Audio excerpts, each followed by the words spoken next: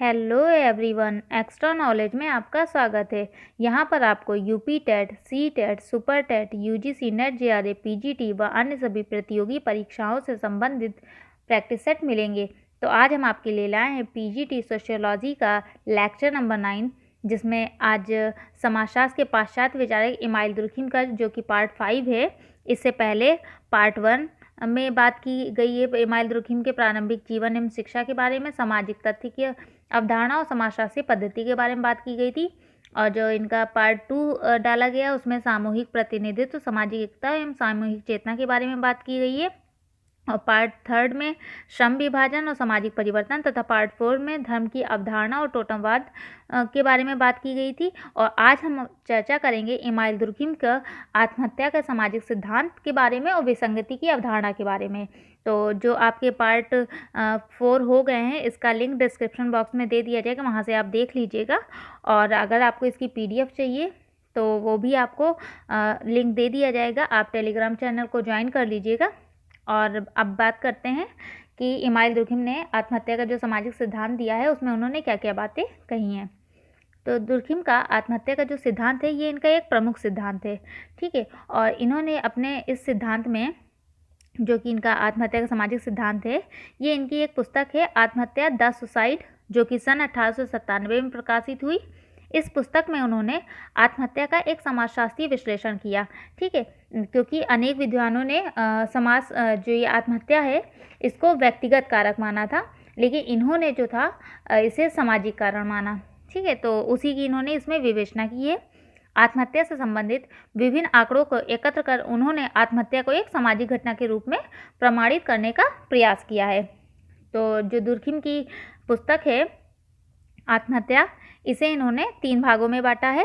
तो पहला जो दुर्खिम ने प्रस्तावना दी है बुक में, उसमें इन्होंने आत्महत्या की परिभाषा और उसका जो प्रकृति में भेद बताया है कि क्या है।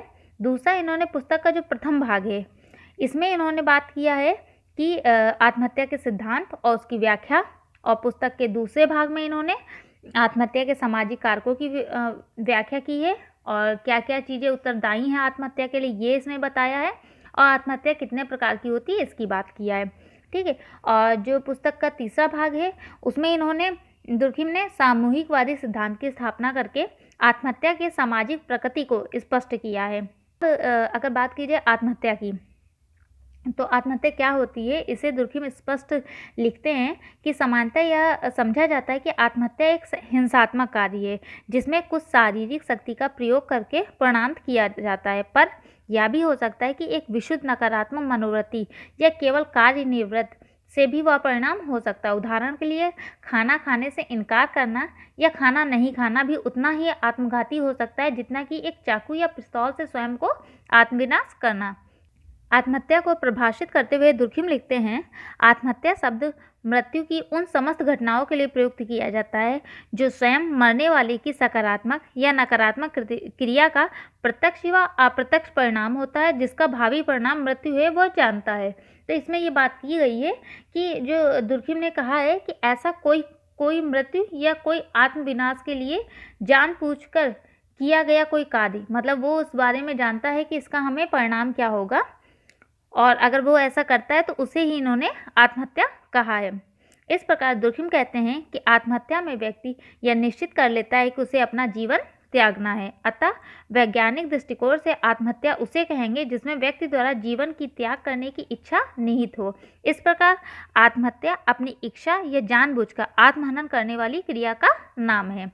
तो ये दुर्खिम का मानना था या कहना था कि आत्महत्या वो है जिसमें व्यक्ति ये जानता है कि हम ऐसा कार्य कर रहे हैं, तो अब इसका मतलब है कि हमें मृत्यु प्राप्त करनी है, या जानबूझकर आत्महनन करना ही का कार्य करना ही आत्महत्या है। दुर्खिम ने आत्महत्या से संबंधित अपने पूर्ववर्ती सभी सिद्धांतों को अस्वीकार करते हुए कहा है कि इन सिद्धांतों में मानसिक कारण, निर्धनता, निराशा, प्रेम में असफलता आदि जो कारण आत्महत्या के लिए बतलाए गए हैं वे सब व्यक्तिगत कारण हैं।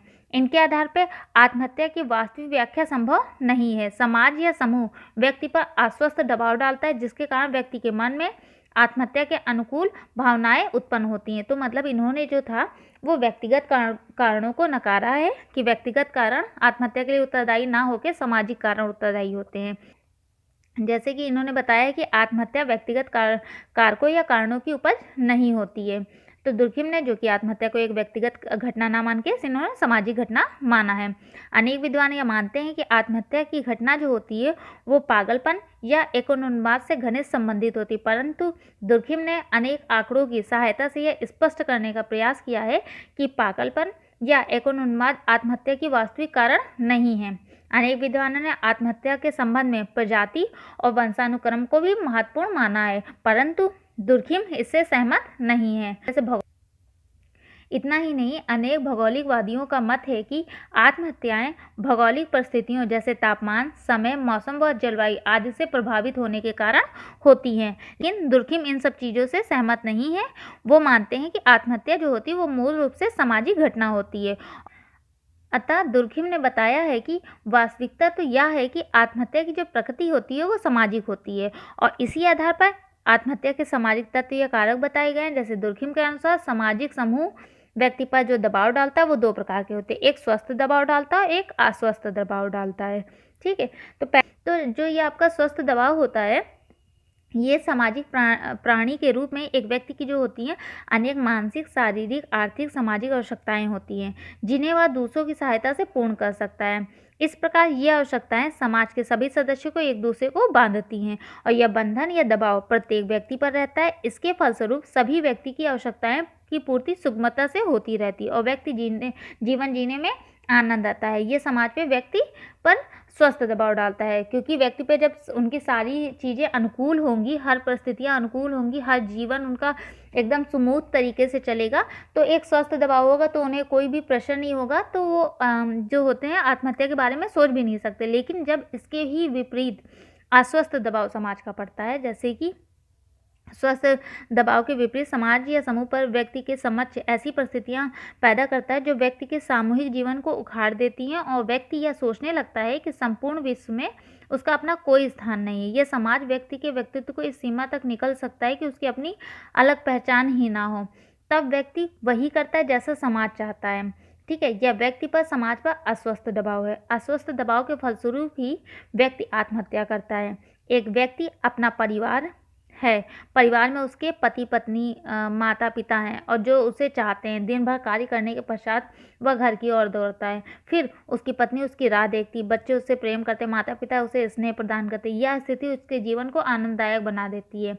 ऐसी स्थिति में कोई भी व्यक्ति आत्महत्या नहीं करेगा, लेकिन यदि इसके विपरीत परिवार वालों से प्रेम, स्नेह, त्याग आदि प्राप्त ना हो तो वह दुखी हो जाता है। पूरे संसार में वह स्वयं को अकेला समझने लगता है। वह अकेलापन, निराशा, असुख या अतृप्त भावनाओं से पीड़ित हो जाता है और आत्महत्या कर लेता है। तो इन्होंने ये बताया कि जो अस्वस्थ प्रभाव होता है इसी कारण व्यक्ति आत्महत्या करता है।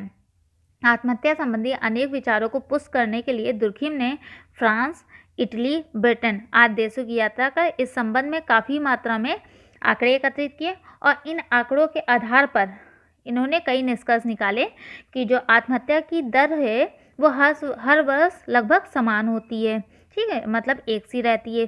सर्दियों की तुलना में गर्मियों में आत्महत्याएं अधिक होती हैं। स्त्रियों की अपेक्षा पुरुष अधिक आत्महत्या करते हैं। क्यों? क्योंकि स्त्रियां कम सामाजिक होती हैं। ठीक है, और कम आयु के वालों की अपेक्षा अधिक आयु वाले व्यक्ति आत्महत्या की दर अधिक पाई जाती है। क्यों? क्योंकि कम दबाव वाले जो व्यक्ति होते हैं उनके ऊपर कोई सामाजिक प्रेशर नहीं होता है कि लोग क्या कहेंगे क्या नहीं कहेंगे। लेकिन इंसान जितना जितना मैच्योरिटी या परिपक्व होता है उसके अंदर समाज के साथ चलने की भावना आती है, और जब समाज में उसे वैसा माहौल नहीं मिलता है तो वो अपने आप को कंट्रोल नहीं कर पाते और आत्महत्या कर लेते हैं। ठीक है, गाँव की तुलना में शहरों में अधिक आत्महत्याएं होती। क्यों? क्योंकि शहर में लोग अकेलापन ज़्यादा महसूस करते हैं और गाँव की तुलना में सामान्य लोगों की तुलना में सैनिक अधिक आत्महत्याएं करते हैं। कैथोलिक धर्म मानने वाले की अपेक्षा प्रोटेस्टेंट धर्म के अनुयायी अधिक आत्महत्या करते हैं। विवाहितों की तुलना में अविवाहित, विवाह विच्छेद, विधुर तथा विधवाएं अधिक आत्महत्या करती हैं। ठीक है, और विवाहितों में भी बच्चों वाले व्यक्तियों की अपेक्षा वे व्यक्ति आत्महत्या करते हैं जो निसंतान होते हैं। तो ये इन्होंने कुछ निष्कर्ष निकाले थे। तो अब जानते हैं आत्महत्या के क्या क्या कारण होते हैं। तो एक कारण है मनोवैद्यकीय अवस्थाएं या और आत्महत्या। तो मनोवैद्यिकी जो कारण है उसमें विभिन्न विद्वानों ने पागलपन, स्नायु दोष, अत्यधिक मद्यपान के कारण लोग आत्महत्याएं करते हैं, परंतु दुर्खिम ने स्पष्ट किया है कि इसमें किसी भी कारण के आधार पर आत्महत्या की विवेचना नहीं की जा सकती। दुर्खिम का कथन है कि इनके साथ मानसिक अलगाव तथा विशेष सामाजिक दशाएं मौजूद हों तभी आत्महत्या घटित हो सकती है। वहीं अगर बात की जाए मनोजैविक कारक और आत्महत्या, तो आत्महत्या के गैर सामाजिक कारकों में कुछ सामान्य जैव की अवस्थाएं भी महत्वपूर्ण होती हैं। जीववादी यह मानते हैं कि एक विशेष शारीरिक रचना एवं वंशानुक्रम से प्राप्त होने वाली विशेषताएं भी व्यक्ति को आत्मसात की प्रेरणा देती है। दुर्खिम ने विभिन्न तथ्यों द्वारा यह प्रमाणित किया है कि प्रजाति व प्राकृतिकता के साथ आत्महत्या का कारणात्मक संबंध स्थापित नहीं किया जा सकता है। दुर्खिम का कथन है कुछ वैज्ञानिकों ने प्रजाति या प्राकृतिकता के आधार पर आत्महत्या की विवेचना की है, परंतु यह उचित नहीं है। यदि ऐसा होता तो एक प्रजाति के विभिन्न राष्ट्रों में आत्महत्या की प्रवृत्ति की समानताएं भी दिखाई देती, परंतु वास्तव में ऐसा नहीं है। इनके साथ सामाजिक दशाएं भी सम्मिलित होंगी तभी आत्महत्या होगी। अगर बात की जाए जैसे कि भौगोलिक कारक और आत्महत्या की, तो भौगोलिकवादी और आत्महत्या भौगोलिक दशाओं के बीच एक प्रत्यक्ष संबंध मानते थे, ठीक है। और लेकिन दुर्खिम के अनुसार भौगोलिक पर्यावरण प्रत्यक्ष रूप से ना तो सामाजिक जीवन को तीव्रता प्रदान करते और ना ही आत्महत्या के बढ़ने में इसका कोई प्रभाव होता है। आत्महत्याएं सामाजिक परिस्थितियों पर निर्भर करती हैं। भौगोलिक कारक प्रत्यक्ष रूप से आत्महत्या को प्रेरित नहीं करता है, परंतु इनके साथ सामाजिक कारक हो जाते हैं तब आत्महत्याएं होती। दुर्खिम ने सर्दी की अपेक्षा गर्मियों में अधिक आत्महत्याएं होती हैं ऐसा निष्कर्ष प्रस्तुत किया है। अब आइए बात करते हैं कि आत्महत्याएं कितने प्रकार की होती है दुर्खिम ने माना है। तो दुर्खिम ने आत्महत्या को, जो कि एक सामाजिक घटना मानते हैं, सामाजिक घटना के रूप में आत्महत्या के सामाजिक कारणों पर बल देते हुए इन्होंने आत्महत्या को 3 प्रकार में बांटा है। एक पहला बताया है इन्होंने अहमवादी आत्महत्या। तो दुर्खिम कहते हैं कि अहमवादी आत्महत्या सामान्यतः तब होती है जब व्यक्ति और समूह का संबंध अत्यधिक ढीला और अव्यवस्थित और अपर्याप्त होता है। जब व्यक्ति अपने आप को समाज या सामूहिकता से पृथक या अलग या कटा हुआ महसूस करता है तो धीरे धीरे एकाकी हो जाता है, मतलब अकेला हो जाता है और उसकी सामूहिक सहभागिता घटने लगती है। समूह के लिए उस व्यक्ति का जीवन कम महत्वपूर्ण हो जाता है। ऐसे रूप में वह कड़ी जो व्यक्ति को समाज से बांधती है वो कमज़ोर पड़ जाती है। अतः समाज से तिरस्कार व्यक्ति यह सोचने लगता है कि इस संसार में उसका अपना कोई नहीं रहा और जो उसको सहानुभूति रखता हो या जो उसे सहानुभूति दे सके। उसे यह अनुभव होने लगता है कि परिवार या समाज में उसका कोई स्थान नहीं रहा है, उसकी अवहेलना हो रही है, वह खुद को बहुत ही अकेला महसूस करने लगता है।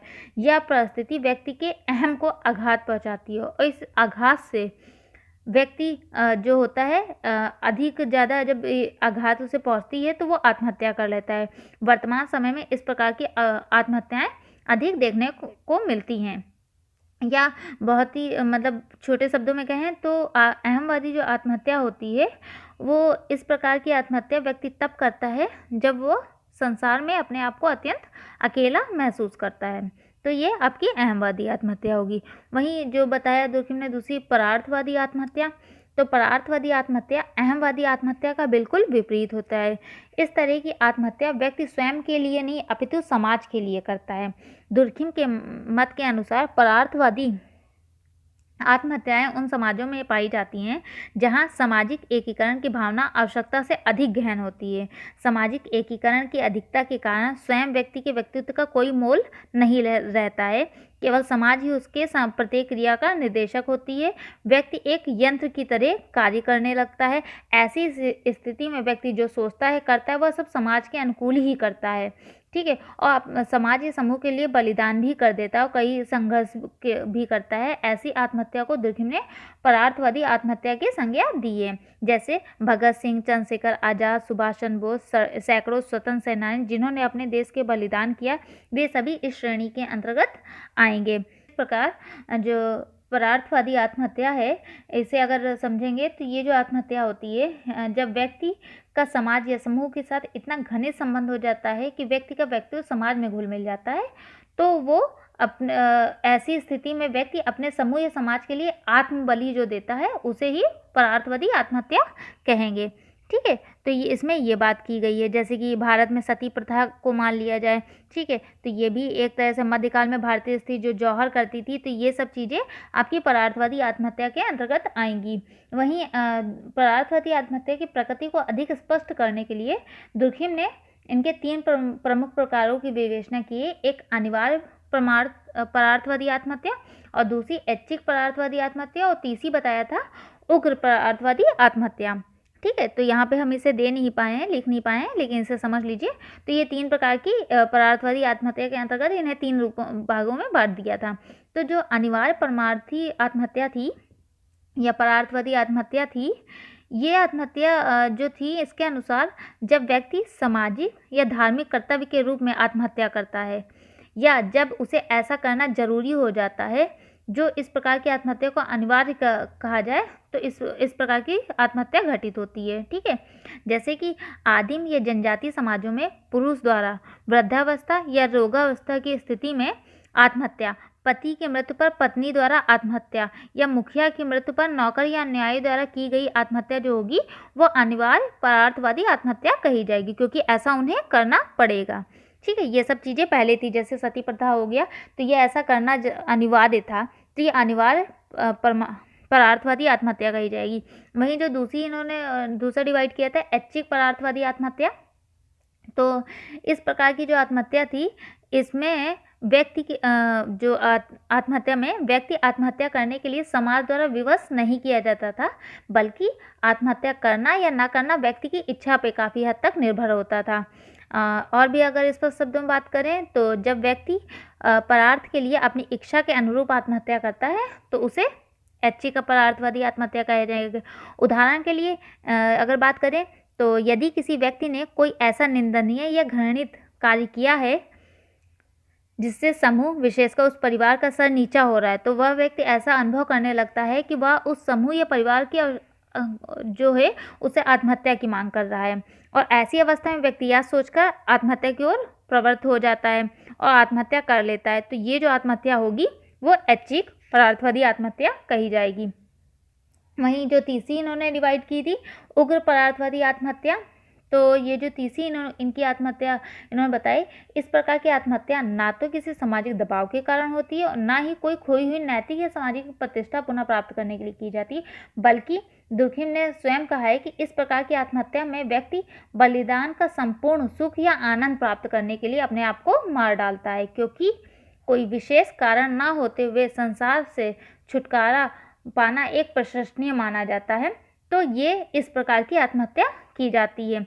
जैसे कि हिंदू जीवन में मोक्ष की जो प्राप्ति होती है, वो इन्होंने ये उग्र परार्थवादी आत्महत्या में इन्होंने माना है कि मोक्ष की एक प्राप्ति करना एक तरह से अपने आप को प्रशंसनीय रूप से देखते हैं, तो इस तरह का कार्य कर लेते हैं। ठीक है, जैसे कि हिंदू दर्शन के अनुसार एक हिंदू को गृहस्थ आश्रम के समस्त कार्यों का पालन करने के बाद, पुत्र को जन्म देने के बाद एक निश्चित आयु को पहुंच जाने पर समस्त शारीरिक बंधनों या सुख सुविधाओं से अलग कर लेना चाहिए और मोक्ष प्राप्त करने के लिए ईश्वर के जब तक वह साधन में लीन होकर धीरे धीरे अपने आप को गलाना चाहिए। तो ये जो चीज़ें होती हैं, ये उग्र परार्थवादी आत्महत्या के अंतर्गत आएगी। अब आइए बात करते हैं जो इन्होंने तीसरी आत्महत्या बात की है, अस्वाभाविक आत्महत्या की। तो ये जो अस्वाभाविक आत्महत्या है कि जब व्यक्ति के सामूहिक जीवन में अचानक या अस्वाभाविक परिवर्तन आ जाता है, तब व्यक्ति के सम्मुख नई परिस्थितियां उत्पन्न हो जाती हैं। ऐसे व्यक्ति को अनुकूलन करना पड़ता है। यदि वह अनुकूलन करने में असमर्थ हो जाता है, तो वह मानसिक अशांति या तनाव महसूस करता है और इस तनाव से मुक्त होने के लिए वह आत्महत्या कर लेता है। एकाएक दिवालिया होने पर या फिर भारी लॉटरी लग जाने पर, अतिशय दुख या अतिशय खुशी में भी व्यक्ति आत्महत्या कर लेता है, क्योंकि दोनों ही परिस्थितियों में व्यक्ति एकाएक परिवर्तन को वो अपने आप को कंट्रोल नहीं कर पाता, संतुलित नहीं कर पाता है, जिसके के कारण आत्महत्या कर लेता है। तो इस आत्महत्या को अस्वाभाविक आत्महत्या कहेंगे। या फिर मान लें कि समाजी जीवन में कोई आकस्मिक या अस्वाभाविक परिवर्तन में जब व्यक्ति के सम्मुख कुछ नई परिस्थितियां उत्पन्न होती है, जिसके द्वारा वो उससे सामंजस्य नहीं कर पाने पर तनाव अनुभव करता है और ऐसी स्थिति में वो आत्महत्या कर लेता है, तो उसे अस्वाभाविक आत्महत्या कहा जाएगा। अब बात करते हैं कि आत्महत्या के रोकथाम के उपाय क्या क्या बताए हैं दुर्खिम ने। तो दुर्खिम ने आत्महत्या को एक वैद्यकीय घटना मानकर उसके निराकरण के उपाय बतलाए हैं, जो इस प्रकार हैं। दुर्खिम के अनुसार आत्महत्या जैसे समस्या के निराकरण के लिए नैतिक दंड का प्रावधान किया जाना चाहिए, जैसे आत्महत्यारों को अंतिम संस्कार के सम्मान से वंचित करके नागरिक के राजनैतिक और पारिवारिक अधिकार छीनकर आत्महत्याओं को कम किया जा सकता है। उसी प्रकार इन्होंने दूसरा निराकरण बताया कि सामाजिक समूह की पुनर्स्थापना की जाए ताकि वे व्यक्ति पर पहले जैसा नियंत्रण कर सके और व्यक्ति अपने उनको आपको बंधा हुआ महसूस करे अपने आप को।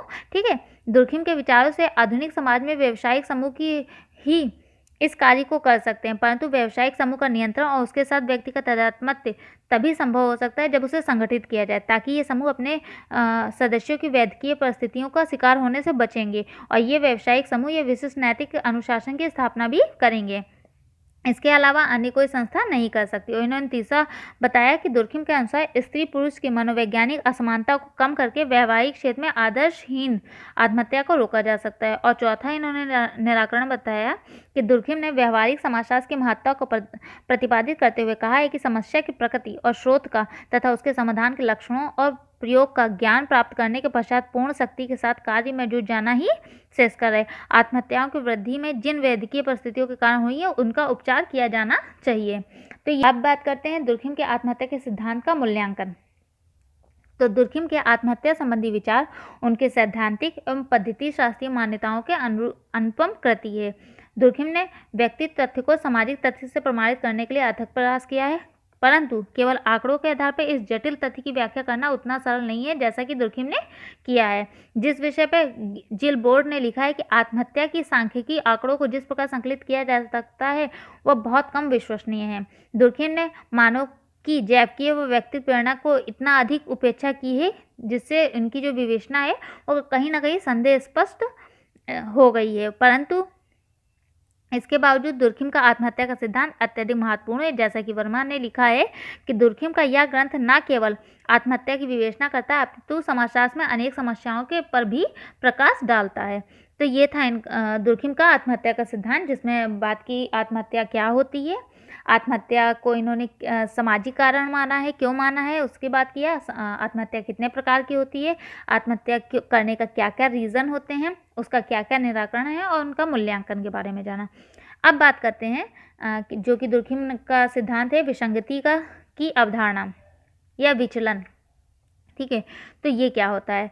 तो दुर्खिम ने सर्वप्रथम विसंगति की अवधारणा को अपनी पुस्तक the division of labour in society के विशेषकर उस स्थान पर विकसित किया है जहां उन्होंने श्रम विभाजन के समान व वैद्यकीय परिणामों का उल्लेख किया है। दुर्खिम के अनुसार विसंगति का कारण स्वयं समाज होता है। सामाजिक प्राणी के रूप में व्यक्ति की अनेक आवश्यकताएं होती हैं। इन आवश्यकताओं की पूर्ति के लिए व्यक्ति अपना संबंध समाज के साथ जोड़ना चाहता है और वह आशा करता है कि जो समाज है वो उनकी आवश्यकताओं की पूर्ति करेगा। लेकिन जब यह आशा उसकी पूरी नहीं होती है, व्यक्ति में निराशा, असंतोष, बदला लेने की भावना आदि पनपती है और समाज द्वारा मान्य स्थापित नियमों व आदर्श मूल्यों को स्वीकार करने से वो इनकार कर देता है। और जो ये स्थिति उत्पन्न होती है इसे ही इन्होंने विसंगति या नियम विहीनता का परिचायक माना है। जैसे कि बात कर लें कि विसंगति क्या है, तो विसंगति जो है वो आदर्श विहीनता की एक अवस्था है, स्वाभाविकता का अभाव है, नियमों का निलंबन है या एक ऐसी स्थिति जिसे हम अक्सर नियम विहीनता बोलते हैं। तो उनका कहना है दुर्खिम का कि समाज का व्यक्ति पर केवल स्वस्थ प्रभाव ही नहीं अपितु अस्वस्थ प्रभाव भी पड़ता है। ठीक है, और ये इससे क्या होता है, व्यवहार में विसंगति देखने को मिलती है और जिसकी चरम अगर अभिव्यक्ति की बात की जाएगी तो आत्महत्या होती है। तो ठीक है, अब बात करते हैं विसंगति की स्थिति उत्पन्न होने के क्या क्या कारण होते हैं। जैसे कि दुर्खिम ने बताया है कि सामूहिक शक्ति या सामाजिक नियंत्रण भंग होना। ठीक है, दूसरा अचानक तकनीकी परिवर्तन आ जाना और तीसरा एकाएक कोई बड़ी उन्नति या अवनति आना। ये सब इन्होंने विसंगति की स्थिति उत्पन्न होने का कारण माना है। उदाहरण में जैसे अचानक उत्पन्न आर्थिक संकट आ जाने पर अनेक उच्च आर्थिक स्थिति वाले लोगों की स्थिति एकाएक गिर जाती है। उस अवस्था में या तो व्यक्ति अपनी आवश्यकताओं को कम करे या अथवा आत्मनियंत्रण के द्वारा अपने आप को उससे दूर रखे, लेकिन अक्सर ऐसा होता है कि ऐसा करने पर लोग असफल हो जाते हैं और समस्त सामाजिक आदर्शों को भुला करके आदर्शविहीन या अस्वाभाविक व्यवहार करके भ्रष्ट, अनैतिक या आदर्श विहीन उपायों को अपनाकर अपनी आर्थिक स्थिति को अच्छा करने की कोशिश करते हैं, और जो ये स्थिति होती है इसे विसंगति ही उत्पन्न होती है। ठीक है, इसे इन्होंने, और उसी प्रकार दुर्कहेम ने बताया है कि एक बार जब समाज में विसंगति की स्थिति उत्पन्न हो जाती है तो फिर वह छूत की बीमारी की तरह फैल जाती है, और संपूर्ण समाज में मूल्यविहीनता या आदर्शविहीनता की स्थिति तब तक बनी रहती है जब तक सामाजिक शक्तियाँ अपने आप को पुनः प्रतिष्ठित करके समाज का संगठन व एकीकरण ना कर ले।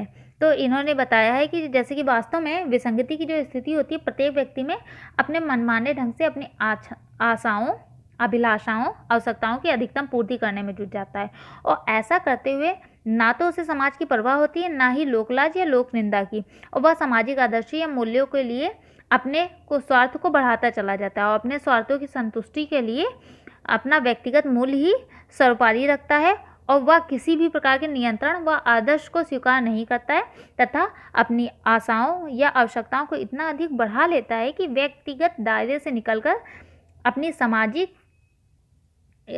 की जो आवश्यकताएं हैं उन सब चीज़ों को ना देख करके अपनी आवश्यकताओं से कुछ छिन्न भिन्न कर देता है। मतलब जो अपनी आवश्यकताओं को पूरा करने के लिए समाज की जो आवश्यकताएं होती हैं, आशाएं या आवश्यकताएं होती हैं, उन्हें छिन्न भिन्न करके समाज को एक विसंगति की स्थिति में पहुंचा देता है। जब व्यक्ति सामूहिक स्वार्थों, नियमों, शक्तियों को तुच्छ समझने लगता है तो व्यक्ति और व्यक्ति के बीच या व्यक्ति और समाज के बीच तथा समूह के बीच जो पवित्र आधार है वह समाप्त हो जाते हैं या मान लीजिए ना रह जाते हैं। ठीक है, और केवल नवीनताओं के लिए, अनजाने सुख के लिए या कभी कभी अपनी प्यास बुझाने के लिए जब वो कुछ ऐसे कार्य करने लगता है जो कि समाज के लिए मान्य नहीं होते हैं, जो समाज में असंतुलन पैदा करते हैं, तो दुर्कहेम ने इसे जो बोला है, इसे बताया है कि समाज में विसंगति देखी जाती है। और हम एक बार फिर से रिपीट कर दे रहे हैं कि इसकी विसंगति की चरम अभिव्यक्ति आत्महत्या होती है। आई होप आपको ये लेक्चर पसंद आया होगा। प्लीज़ शेयर करें, सब्सक्राइब करें एंड लाइक करें। Thank you for watching my channel.